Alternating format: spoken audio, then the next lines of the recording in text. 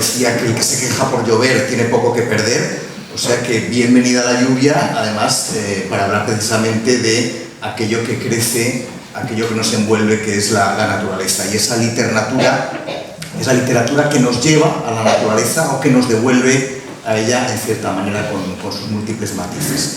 Y para todos estos matices, pues efectivamente tenemos con nosotros a Gaby Martínez. Gaby, bienvenido. Muchas gracias, un placer. Y tenemos también a Santiago Beruete. Santiago, bienvenido. Muchas gracias. Déjenme que les diga algo de ellos, que haga un poco de Wikipedia ambulante.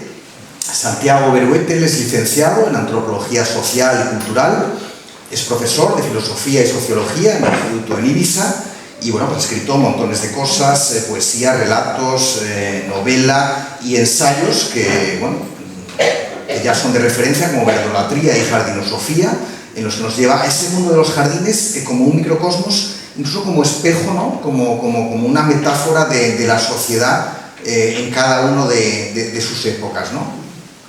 Y bueno, su último libro es Un trozo de tierra, es un libro de relatos, aparentemente no conectados, pero súper conectados. Son relatos en los que siempre hay un jardín, siempre hay un parque, siempre hay un jardinero, y de alguna manera, bueno, pues un poco como esas raíces de los árboles, ¿no? Que por debajo del bosque se conectan, ¿no? Pues ese libro de relatos, al final te das cuenta que es un bosque entero de historias maravillosas. Y bueno, pues nos acompaña también Gaby Martínez. Él también es un currante de la cultura, ha escrito guiones, ha hecho mucho periodismo, literatura, ha hecho literatura con toque de reportero y periodismo con toque de escritor siempre. Bueno, montones de libros de viajes, desde aquellos primeros libros, Gaby, incluso polémicos, aquel diablo de Timanfaya, después buscando más lejanías, se fue a China con los mares de Wuhan, se fue a África con Sud, se fue a la barrera de coral, ¿no? en la barrera, bueno, con montones de libros, naturalmente solo para gigantes, ¿no? que ahora en la entrada algunos de ustedes se lo comentaban a Gaby, ¿no? ese viaje a las montañas del Hindu Kush, y bueno, llevan años empeñado en una cruzada para encontrar animales invisibles, los animales en riesgo de extinción, tal vez legendarios, difíciles de encontrar, y bueno, pues se nos ha ido a arrastrar al tigre siberiano, al pico zapato en Uganda, y más recientemente ha venido a buscar animales invisibles más a lo cercano. Y su último libro, Lagarta, abarca el viaje lejano para venirse a lo más cercano, ¿no? El subtítulo del libro es Cómo ser un animal salvaje en España, y bueno, yo creo que los dos libros de ellos los iremos un poco tramando en este diálogo. Bueno, Gaby, Santiago, un poco para empezar por alguna parte, vamos a ver. Uno, tú, Gaby, te has ido buscando esos animales salvajes, esos tigres, mientras que tú, Santiago, pues, estás en el jardín como lo cercano. Vamos a ver. ¿Se puede combinar, se complementa? Es decir, ese jardín de esa naturaleza, digamos, amable con la naturaleza salvaje, ¿son cosas distintas? ¿Son la misma cosa? ¿Están enfrentados? ¿Son amigos? Hombre, no sé lo que piensas, Gaby, ¿no? Que yo creo, o sea, el hombre de los animales y el hombre de las plantas, ¿no? Sí. Pero en realidad estamos emitiendo la misma onda, ¿no? O sea, desde puntos de vista diferentes. Yo creo que los dos entonamos el canto de la literatura, ¿no? Que es el que da título a la charla, y podríamos hablar un poco de qué entendemos por eso, ¿no? A mí me sumé un poco a la cruzada que inició Gaby, diciendo que necesitamos, o sea, una palabra que nos resultase entrañable, nos resultase cercana, nos identificamos a aquellos escritores que escribimos sobre la naturaleza o inspirados en la naturaleza o a partir de seres que no son humanos, pero con los que compartimos nuestras vidas. En mi caso han sido sobre todo plantas, árboles, bosques, jardines, ¿no?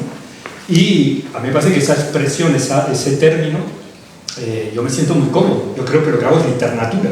Entonces enseguida me dije, yo formo parte de la misma hermandad, de la misma tribu, ¿no? Quizá una persona que habla de animales o que habla de lugares salvajes parecen lejanas, pero están entonando el mismo canto, creo yo, no lo sé cómo lo veis. Creo que esa afinidad existe muy profunda, ¿no?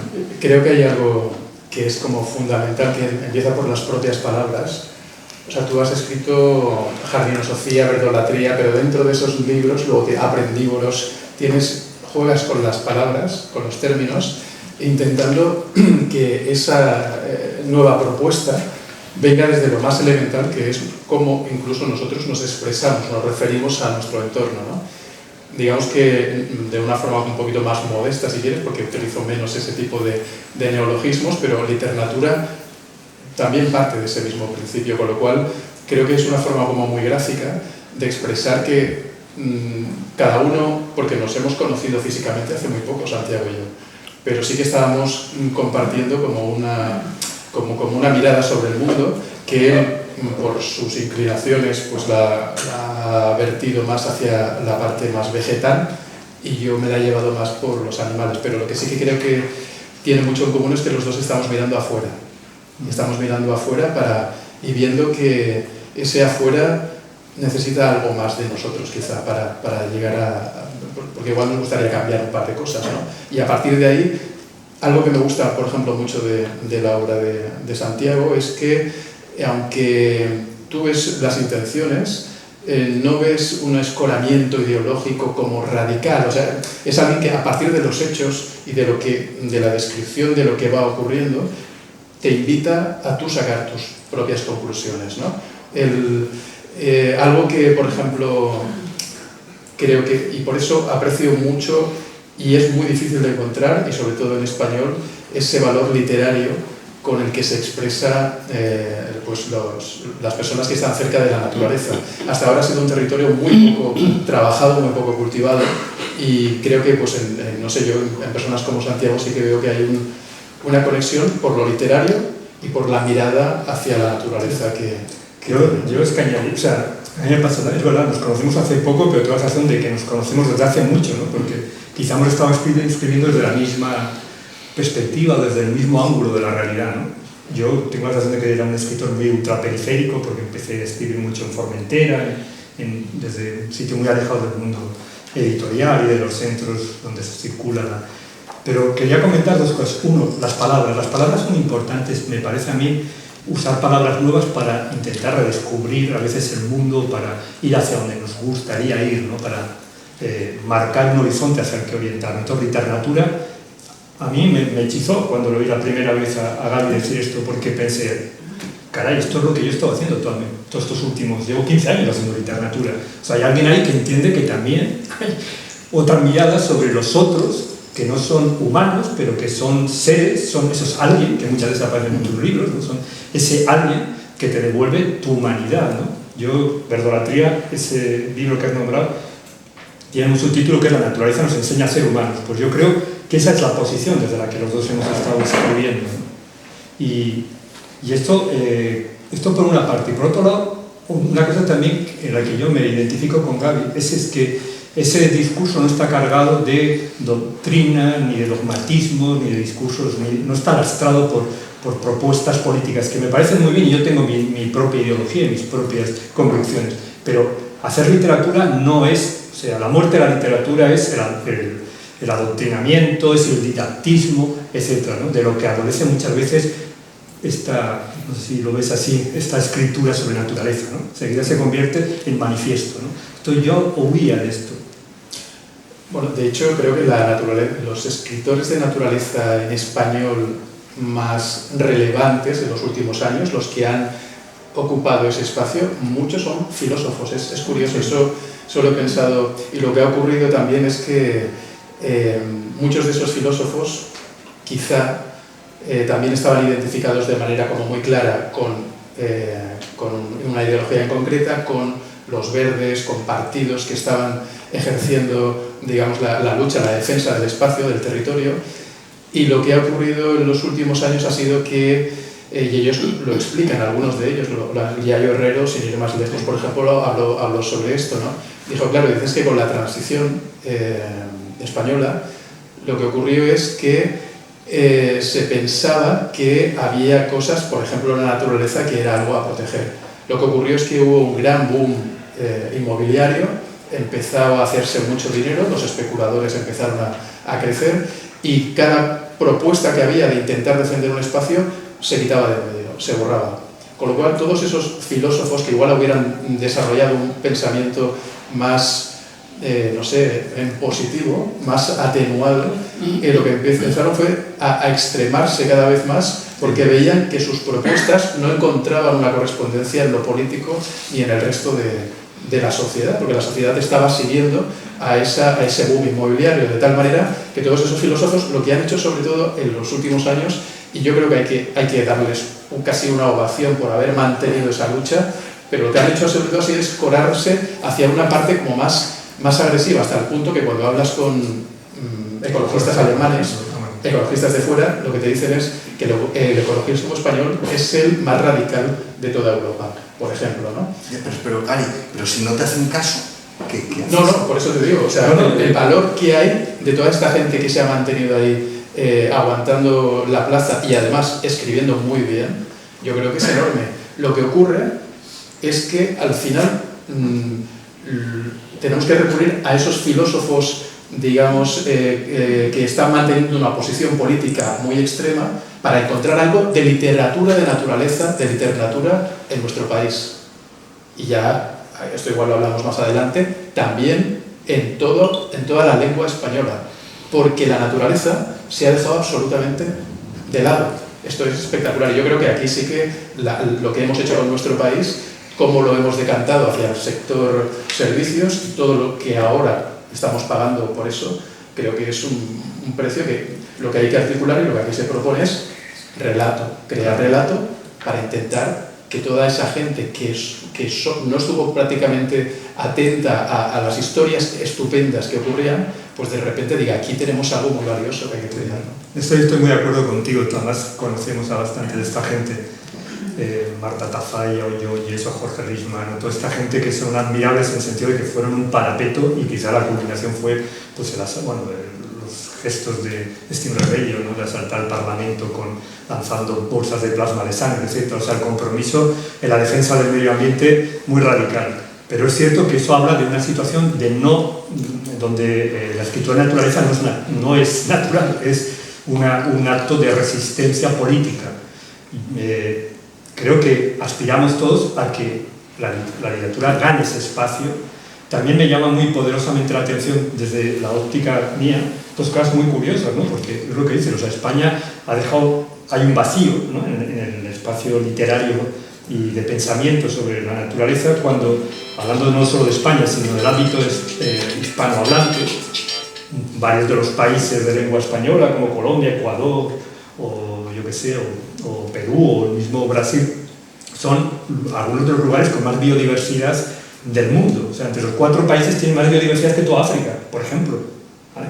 España, en la historia cultural de los jardines, ahora que está tan de moda en Europa, tú paseas por las librerías de Europa y hay secciones de jardines, no solo de jardines como actividad práctica, sino también histórica, cultural, artística. La matriz de toda la historia de la jardinería occidental está en España, el jardín hispano-musulmán. O sea, el jardín más antiguo de Europa es el patio de los naranjos de la mezquita de Córdoba.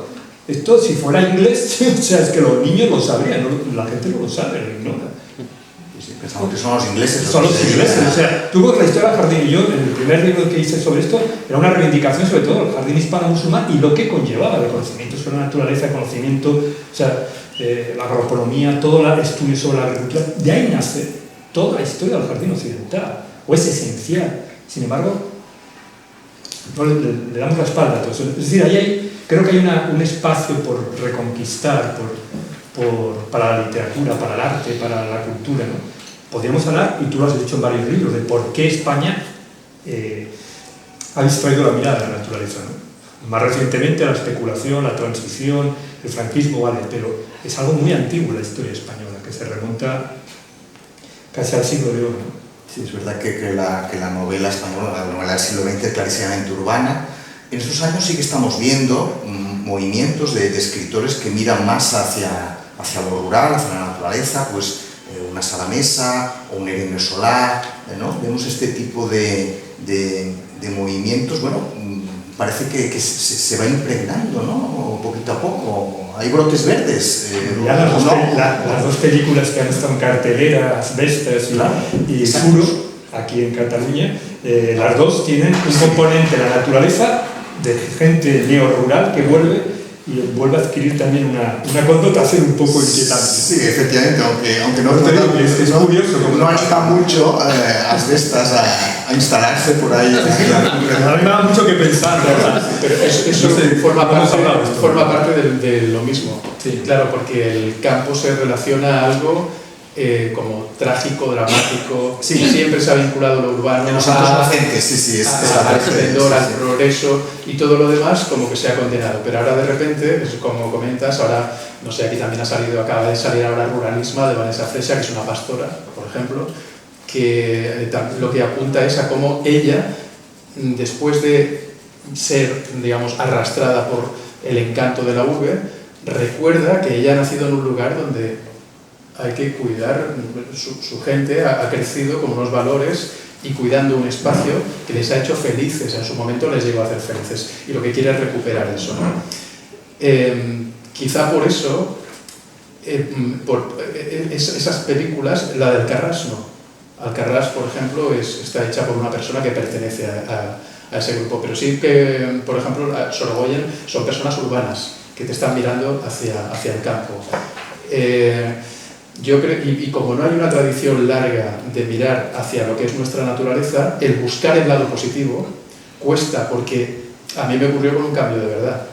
O sea, yo me encontré en unas situaciones muy tremendas sobre cómo los terratenientes pues están presionando a las personas que están intentando llevar adelante un modelo de vida, digamos, de ganadería en ecológico, y ahora mismo estoy como testigo en un juicio. Porque te encuentras con todo el engranaje que está intentando detener a aquellos que están intentando simplemente recuperar unas buenas formas de trabajar en la tierra, ¿no?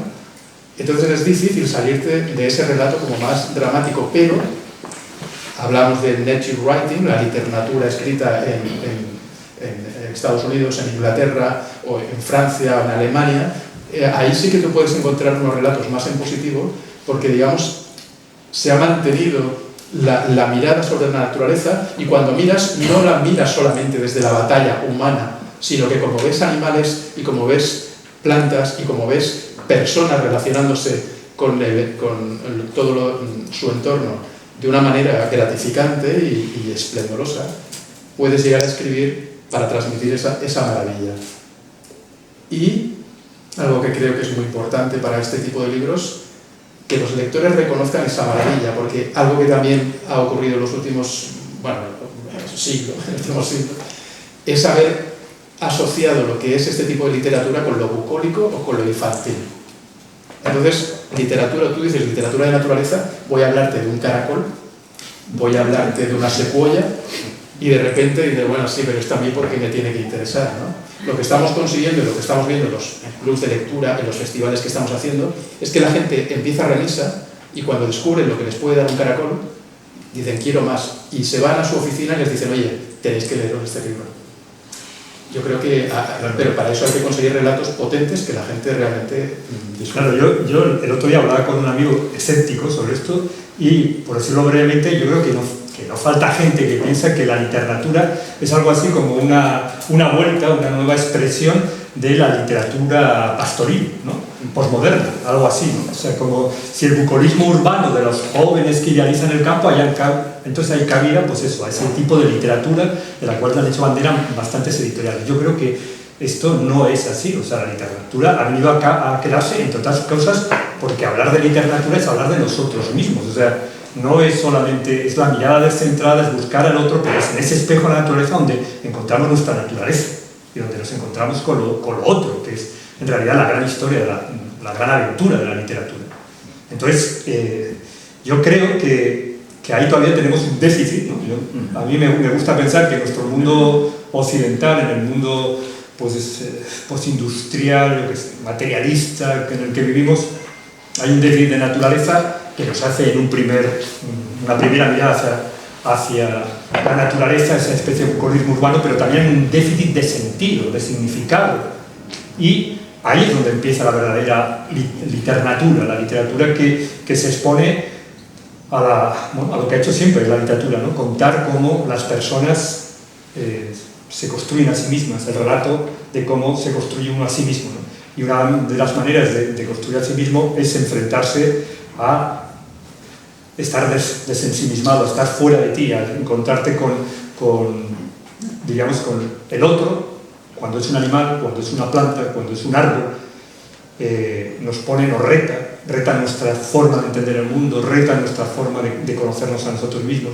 Y ahí yo creo que en ese espacio hay cabida para una buena literatura que no sea una mitología, una épica del individualismo, del yo, que es lo que... y del yo urbano. Y de la tragedia, es verdad, es una gran verdad que efectivamente se trata la naturaleza aquí desde bueno, el arrebato trágico, ¿no? Los santos inocentes, la Milana bonita, quiero decir que una novela preciosa, pero realmente, bueno, pues, Delibes, que bueno, fue un pionero a su manera, pero bueno, siempre con este punto siempre muy trágico. Hay una frase en el libro, en uno de los relatos de Santiago, que dice: hace más ruido un árbol que cae que un bosque que crece, ¿no? Muchas veces nos encantan las malas noticias en este país, ¿no?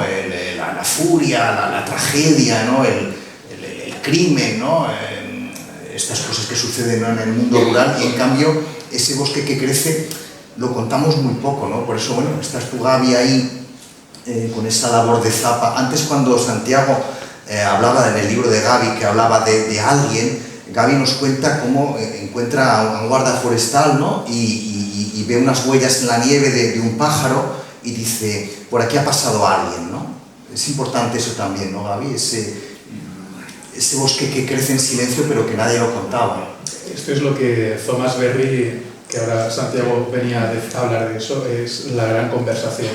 Él propone, dice, estamos viviendo un momento en el que el hombre está tan presente, el ser humano, que es muy difícil pensar el mundo con la posibilidad de algo ser salvaje, un espacio ser salvaje, sin que nosotros lo intervengamos.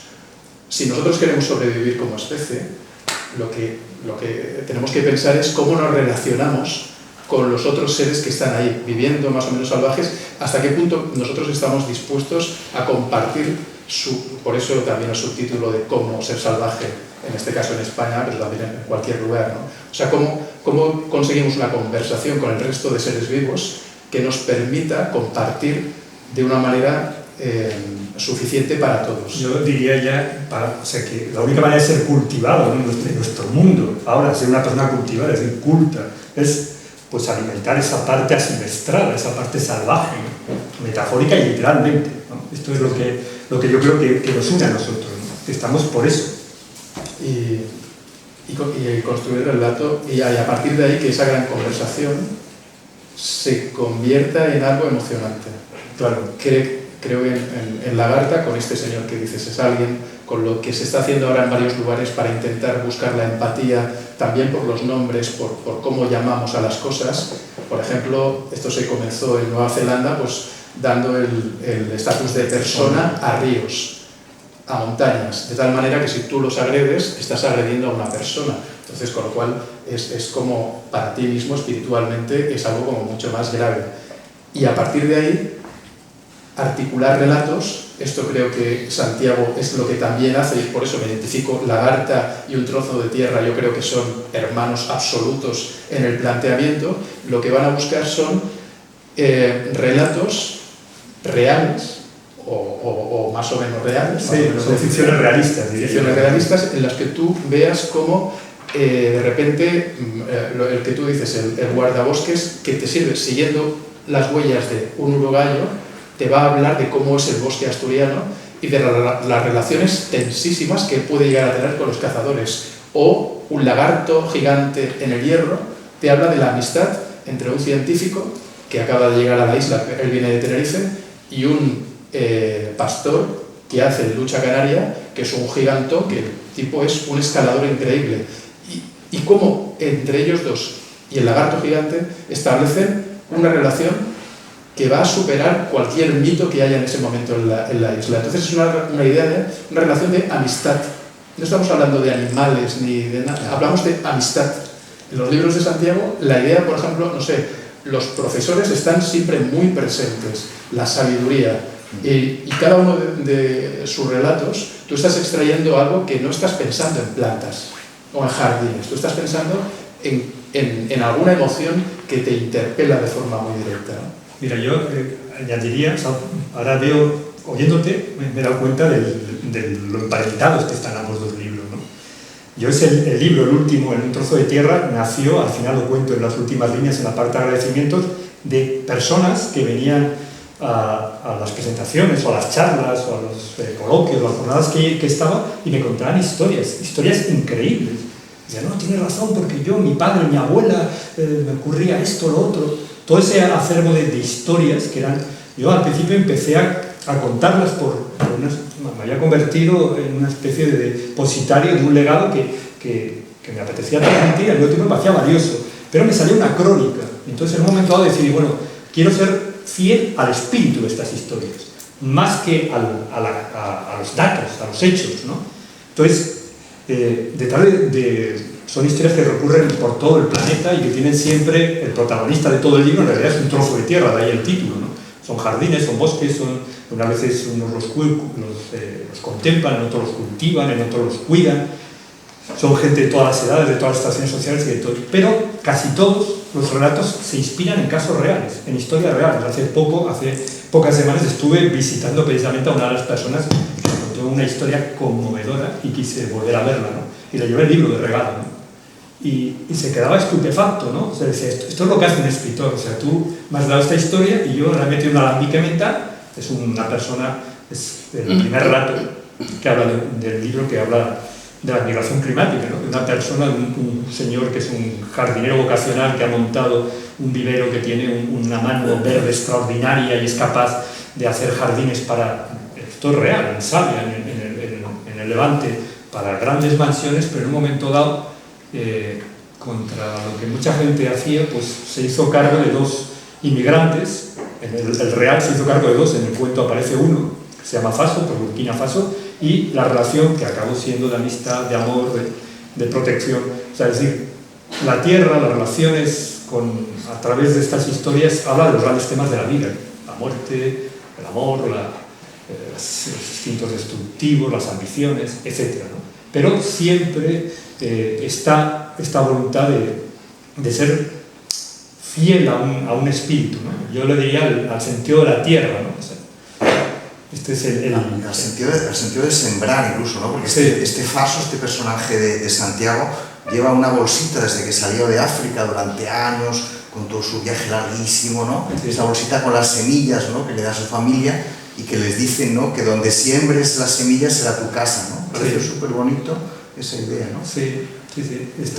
De sembrar, ¿no? Hablamos, cuando relacionamos con la naturaleza, estamos hablando de hacer algo que nos exceda a nosotros, ¿no? A nuestro propio egoísmo, ¿no? Como integrarnos en algo más grande, ¿no? Claro, yo me he dedicado una gran parte de mi vida a ser educador, a ser profesor, enseñante, llámalo como quieras, ¿no? O sea, cultivar, una de las acciones de cultivar es educar, ¿no? O sea, y sembrar. O sea, al final los jardineros y los profesores pues comparten la fe en las semillas, ¿no? Que dicen, ¿no? O sea, nosotros esparcimos nuestro esfuerzo intentando pues, que germine, ¿no? Que germine en la cabeza de los chavales con la voluntad de que florezca por dentro, ¿no? O sea, los libros tienen un poco esa voluntad. Antes, Gaby, hablabas de los lagartos del hierro. En el libro me hizo mucha gracia y comentas que todo el mundo está muy dispuesto a proteger a los gatitos porque son preciosos y adorables y maravillosos, pero claro, a ver quién protege esos lagartos tan feos ahí, secotes y tal, ¿no? Bueno, la naturaleza, oye, no hay ni guapos ni feos, ¿no? Todos somos guapos, ¿no? Y para que se mantenga además un ecosistema, tú necesitas sobre todo de los feos. Bueno, como en todos los ámbitos de la vida. Entonces, claro, esto es... bueno, aquí hablábamos de que Santiago y yo nos hemos conocido hace poco, que hay gente que está picando mucha piedra desde hace mucho tiempo. Y yo creo que también todo parte no solamente de un cariño, creo, por lo que ha sido una educación que hemos recibido determinada, que nos ha hecho apreciar pues, lo que es el entorno, ¿no? Pero casi siempre se me va una idea cuando estoy aplicándola y ya llega el momento. Pero estábamos ahora. Educación, entorno... y cómo podemos... Bueno, ahora mismo nosotros estamos en el margen. Llevamos mucho tiempo, nos conocemos ahora, pero todo esto es el resultado de estar trabajando en el lateral desde hace muchísimos años. O sea, en el lateral del imaginario colectivo. Sí. Para nosotros era lo capital, era lo principal, ha sido lo que nos ha movido nuestra vida, ¿no? Pero esos márgenes han sido los que nos han hecho apreciar el valor de la hormiga. Antes hablaba del caracol, el lagarto gigante del hierro. Hay un libro que para mí fue inspiradorísimo, fue Una temporada en Tinker Creek de Annie Dillard. Ese libro fue considerado uno de los 100 mejores ensayos de Estados Unidos, publicados en Estados Unidos en el siglo XX. Y es un libro que empieza con una chinche gigante, acuática, succionando a una rana. El libro es maravilloso y te habla de mantis religiosas, de cómo se agrupan las bacterias para eliminarse unas a otras. Es un libro fascinante. Me vas a permitir que mira, esto que estás diciendo de los márgenes, yo lo comparto totalmente, pero es que además tiene una traducción en el lenguaje de la jardinería, del paisajismo, es el tercer paisaje. Gilles Clement dedicó esto, el gran paisajista francés, le dedicó un libro, ¿no? Es decir, todas esas plantas que crecen en los márgenes, que están fuera de los márgenes de los jardines, de ese mundo cerrado, compartimentado, naturaleza domesticada, ¿no? Donde se refugia la biodiversidad, donde hay, al final, son refugios de biodiversidad, ¿no? Y refugios de libertad, porque son esas plantas silvestres, incontroladas, que no podemos dominar, que no son productivas. Y esto es un poco, nosotros somos criaturas de los márgenes, somos plantas silvestres, un poco las mal llamadas malas hierbas, ¿no? Las buenas malas hierbas somos, que en un mundo como este, donde la emergencia climática, la entropía climática es tan alarmante, tenemos que volver la mirada ahí, porque al final es donde se refugia en parte la libertad y en parte también la biodiversidad. Para esto hay un ejemplo como muy claro, que a propósito de otro libro que tengo sobre supermanzanas, que decían de cómo estaban gestionando, cómo se estaban pensando los jardines en Barcelona. Y entonces, hablando con la persona que me lo estaba explicando, me dice, no, sí, y ahora hemos contratado a un botánico para que lo haga. Digo, ¿cómo ahora habéis contratado a un botánico para que piense los jardines de Barcelona? Dice, no, es que hasta ahora estaba un gestor que decidía en función de la estética, no de si consumía más o menos, si de repente unas malas hierbas en un margen podían ser beneficiosas para todo, porque a veces simplemente con que aumente un poquito el tamaño de la hierba. Esto es muy curioso, ¿no? Porque hay una guerra sorda. España es uno de los países donde no hay una carrera de paisajismo ni de jardinería, es uno de los pocos países europeos, aun teniendo este bagaje cultural que he dicho antes. Yo tengo mucha relación con algunos jardineros, algunos muy humildes y otros pues, que tienen un reconocimiento, ¿no? Y el lamento es continuo, ¿no? El lamento es porque los arquitectos han controlado el negocio, los arquitectos tienen una visión técnica y muy constructiva de los jardines, que no corresponde muchas veces con la más vital, existencial de los jardineros, y además tienen una visión muy vinculada a todas unas políticas urbanísticas, ¿no? Que después se traducen en cosas tan sencillas, por poner una anécdota, ¿no? Yo estaba el otro día en Ibiza, donde vivo, y hablaba con unos jardineros que tengo un poco de relación, y digo, pero esto es una barbaridad lo que estáis haciendo y tal, ¿no? Porque estáis arrancando estas plantas que podrían ayudarle, las alcaparras que crecen en las murallas y tal, que tienen unas flores maravillosas, que forman parte ya del paisaje urbano, y me dice, no, es que nos lo mandan, porque, bueno, así hablando, para haceroslo corto, me dice, no, es que en la normativa municipal los bancos, las papeleras, los árboles forman parte de la misma categoría. Pues esto todavía está digamos, en la estructura municipal, ¿no? De cómo se regentan parques y jardines en España, ahora aún, en el siglo XXI. O sea, y es una buena metáfora del cambio de mentalidad que tiene que haber, ¿no? Yo creo que esos márgenes, ese cuidar de las malas buenas hierbas en otras ciudades, por ejemplo en Nantes, en Francia y en otros lugares, en Estados Unidos y en otras ciudades, se ha empezado a dejarles libres y a educar a la gente, a ver el aspecto estético y educacional de las malas buenas hierbas, ¿no?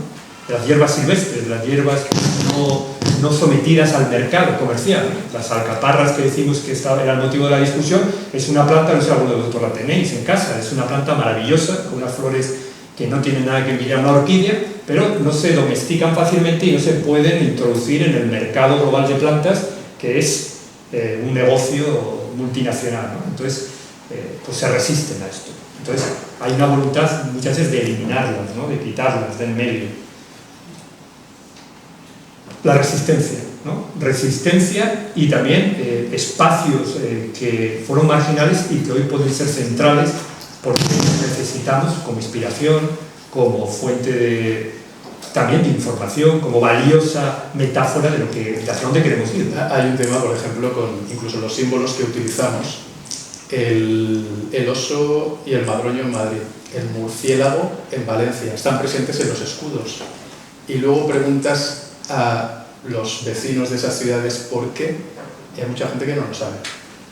O sea, esa proximidad aparente con animales también que están en nuestro entorno y que sin embargo no sabemos por qué están ahí, y luego por otro lado qué es lo que nos pueden aportar, desde una mala hierba a un murciélago. El murciélago, con la pandemia, claro, se estigmatizó su figura porque lo condenaron porque era como tremendo y tal, ¿no? Claro, tú te vas a la Albufera valenciana y el murciélago, hay gente y ahora y aquí en el Delta del Ebro, o sea, tú tienes a gente que le fabrica sus nichitos a los murciélagos porque les van a librar de los mosquitos, por ejemplo, entre otras cosas, ¿no? Quiero decir, hay toda una relación con los animales que existe en el imaginario colectivo, pero que por algún momento se ha ido diluyendo y ya no recordamos por qué están esos animales ahí, que simplemente el hecho de rescatarlas crearía un hilo, una conexión que permitiría que de repente cuando pensáramos en esos animales y por extensión en todos los animales, nos hiciera sentir una empatía que nos llevaría a algún otro lugar, ¿no? Sí, a mí a veces me pongo un poco ya irónico, ¿no? Y digo, bueno, si nosotros somos en realidad como un animalario, como un jardín andante, ¿no? O sea, un holobionte, decía una maravillosa bióloga, Lynn Margulis, ¿no? Sobre nuestra piel, dentro y sobre nuestra piel crecen colonias bacterianas de miles de millones, tenemos una enorme, un cerebro intestinal, una flora intestinal que sabemos que cada vez que es fundamental, es un segundo cerebro, es decir, la vida hierve a nuestro alrededor por todas partes. Entonces, bueno, cambiar la mirada, darnos cuenta de que en realidad somos un jardín andante, ¿no? que crecemos sobre la planta de nuestros pies, ¿no? Por decirlo así, pues es que es un poco torcer la mirada, hacernos forzar a girar la mirada hacia la naturaleza en busca muchas veces de respuestas y a las interrogantes que más nos inquietan, ¿no? Y desde luego la del cambio climático o la catástrofe medioambiental en curso no es la más pequeña, ¿no? En ese sentido, también pensando en toda esa forma de cómo comunicas y qué cómplices tienes, bueno, hoy nos hace especialmente felices seguro que a todos el tener la audiencia que tenemos. Hemos picado mucha piedra durante muchísimos años con 4 o 5 personas en los auditorios, cada vez están creciendo más, pero sí que ahora con Santiago precisamente hemos empezado también como una colaboración cada vez más estrecha, en cuanto que lo que comentaba al principio, la idea literatura, claro, se ha dado cuenta toda la lengua española de que no existe, de que no hay ese tipo de literatura, no se ha trabajado con la Patagonia, con la selva amazónica, con las Antillas, o sea, es una cosa descomunal que no tiene una... Sí, encuentras libros de vez en cuando, encuentras a los outsiders habituales que lo están trabajando, pero de repente se han dado cuenta de que eso es un espacio prácticamente inexplorado, es un universo de verdad y no hace falta fletar cohetes para irse a Marte, es que lo tenemos aquí. Entonces todos esos relatos ahora van tomando la iniciativa en cada uno de estos lugares, grupos más o menos pues eso, que se van organizando. Además Santiago lo sabe también por la parte de la educación. En Colombia hay un interés descomunal y ahora mismo pues estamos empezando a articular festivales en Costa Rica, en Uruguay, en me ha dado tiempo Colombia. De contártelo. Ayer estuve hablando con Colombia, me ha dado tiempo a contártelo, están muy interesados porque todos estos países, como tú dices, es que claro, tienen mucho que enseñar, porque está la sabiduría ancestral de todas las comunidades indígenas, un depositario de saberes que pueden ser fundamentales a la hora de encontrar soluciones a muchos de los retos que se nos plantean. Está después la propia realidad física del país, incluso las industrias locales, ¿no? La flor, las plantas forman parte de la industria local. Entonces, hay una voluntad muy clara de girar la mirada hacia lo que es la realidad física, material, y con eso también la mirada hacia la humanidad que acompaña eso. Yo auguro que literatura no ha hecho más que empezar. O sea, yo creo que dentro de 20 o 30 años estaremos hablando, como ya hablamos de novela negra o hablamos de ciencia ficción, estaremos hablando de literatura. ¿Vale? Estaba pensando ahora en clásico entre los clásicos, naturalmente norteamericano, Henry David Thoreau, que se va a los bosques para sacarle todo el meollo a la vida y se va a una cabaña durante 2 años. ¿Qué habéis aprendido vosotros, Gaby, en 1000 millones de viajes? ¿Qué has aprendido? Lo de Thoreau es que creo que es fundamental para ver cómo nos cuentan las cosas y luego cuando tú lees esas mismas cosas, cómo tu mirada cambia. Henry David Thoreau vive a 1,5 kilómetros de su pueblo. O sea, no es que se vaya a las montañas y se convierta en un eremita.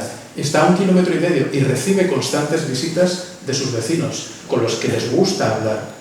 Pero, precisamente, Estados Unidos lo que ha hecho ha sido potenciar el relato del individualista a ultranza, que prescinde de la comunidad. De tal manera que nos vende el propio Estados Unidos, donde crece Thoreau, te lo vende como si fuera un ermitaño que había vivido solo. Y no, era una persona que era además un activista que escribe sobre desobediencia civil, que la lleva a cabo y que además conecta también con Walt Whitman, un contemporáneo suyo, que es un poeta, en el sentido, y aquí me reconozco además especialmente, esto lo hemos hablado alguna vez, porque lo que hace Henry David Thoreau es cambiar su nombre. Él se llama David Henry Thoreau y decide invertir el orden de los nombres. Walt Whitman, poeta, es el primero que firma como Walt diminutivo, porque quiere presentarse como, digamos, como le habla a sus amigos.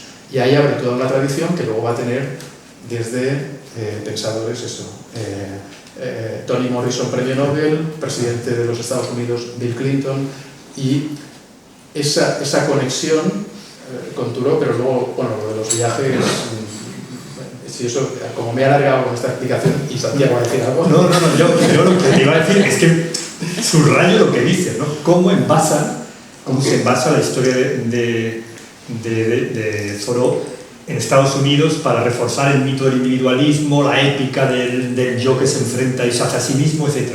Pero vamos a España, yo te lo comenté, ¿no? O sea, yo había leído a Henry David Thoreau a los 15 años porque tenía un amigo anarquista, un anciano, que me dio de las publicaciones La Piqueta, la desobediencia civil y Walden y todo esto. No en literatura cool de hipster, no, sino entre gente. Era muy curioso, ¿no? Con la recepción y lo que hacemos con los grandes escritores, porque en realidad Henry David Thoreau es un genio, es un monstruo esto por una parte. Por otro lado, me parece a mí muy importante que detrás de la idea de literatura y de todo lo que estamos nombrando hay un tema muy filosófico y existencial, ¿no? Estamos hablando, a falta de otros padres tutelares cercanos, a Delibes, algunos de estos, a Wenceslao Flores, poco más no tenemos mucho más donde acudir, nos sentimos emparentados con los trascendentalistas americanos o con la naturfilosofía y el círculo de Jena, toda esta gente tipo Holder y Novalis, toda esta gente que saltó a la naturaleza, Schelling, para mí, ¿no? Los poetas románticos. Pero, yendo un poco a la actualidad, lo que estamos es que detrás de la literatura hay una cosmovisión muy importante, que es la cosmovisión biocéntrica, ecosistémica, holística, llamarlo como queráis, ¿no? Pero donde hay una definición del ser humano muy contrapuesta a la tradicional de la filosofía, que era por oposición a la naturaleza. Es definir al ser humano por amor a la naturaleza y celebrar un tipo de relación con la naturaleza que ya no es la del extractivismo, ya no es la del consumo desenfrenado, ya no es la de la rapiña, sino es la del conocimiento, el cuidado, el respeto, ¿no? Entonces, yo creo que claramente la literatura aboga por esa cosmovisión, aboga por una relación con el planeta donde ya, además esta visión incluso se refleja, me ha parecido muy curioso esto, el otro día leyendo tu libro y pensando en lo que yo escribía, la metáfora de esta cosmovisión biocéntrica es la red, ¿no?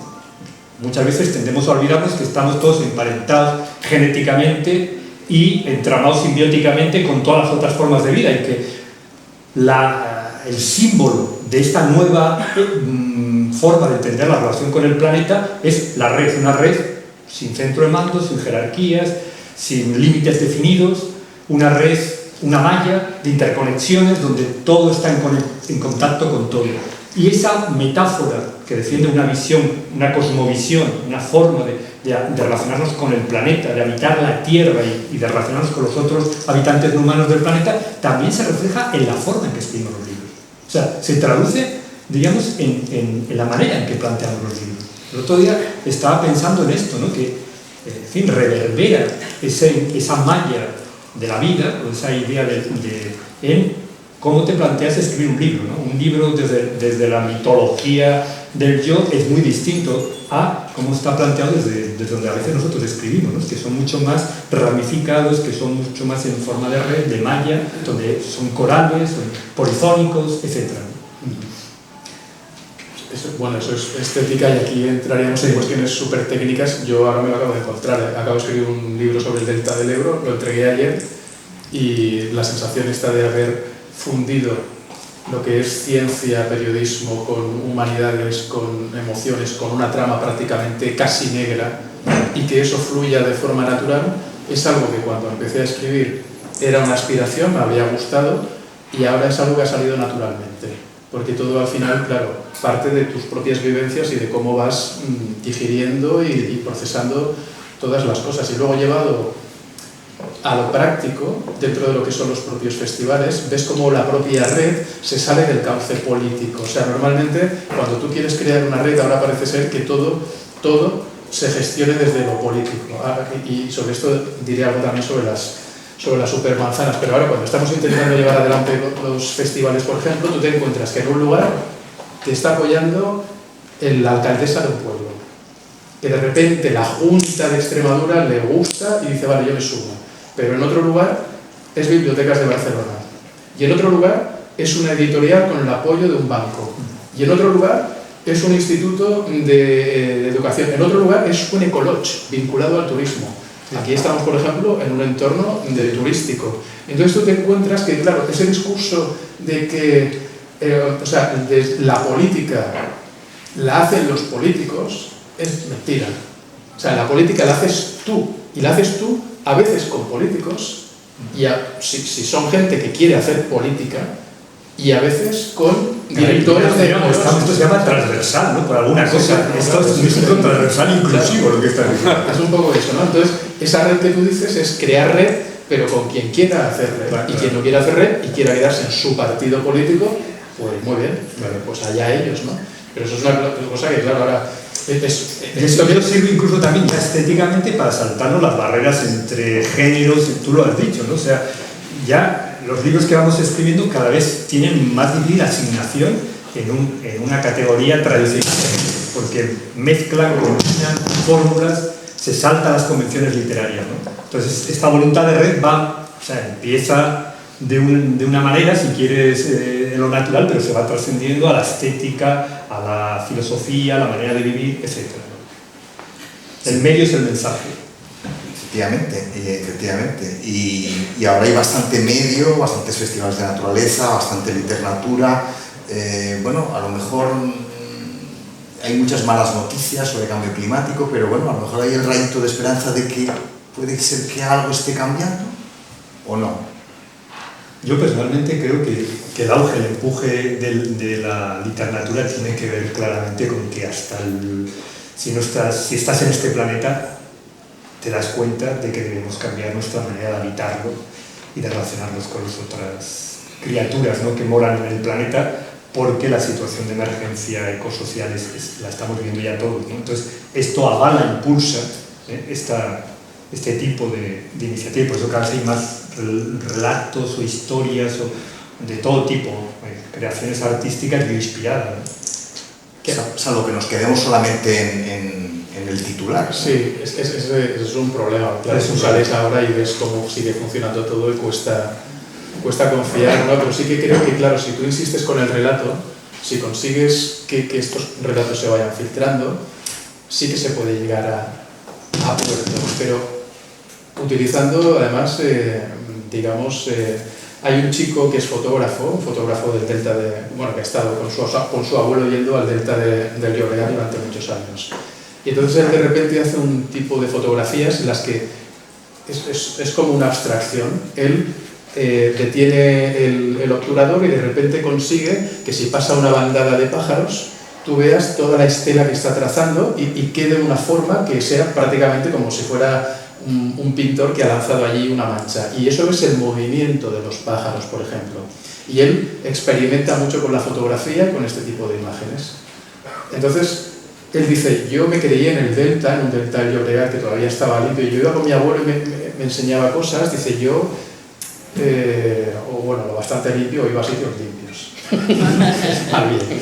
Dice, pero yo me quedé él me enseñó a mí que la naturaleza era hermosa y era algo que a mí me gustaba. Entonces, claro, dice, yo también he visto pescados destripados con el estómago lleno de plástico, pero yo sé que a mí mi abuelo me sedujo con cosas hermosas. Entonces, si yo quiero atraer a alguien para un cambio de visión, de modelo, yo creo que voy a conseguir más si le ofrezco hermosura que si le ofrezco basura. De tal manera que esta es mi apuesta. Yo creo que si queremos realmente igual estar cerca de algún tipo de cambio de visión, y porque claro, esto ni siquiera 2 años de pandemia ha conseguido modificar el pensamiento de la mayoría.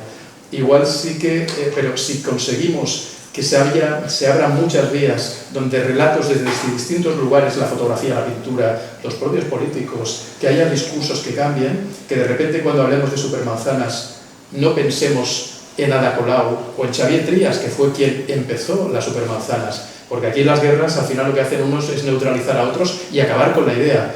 Cuando pensamos en supermanzanas, ¿en quién pensamos originalmente? En manzanas, en Ildefons Cerdà.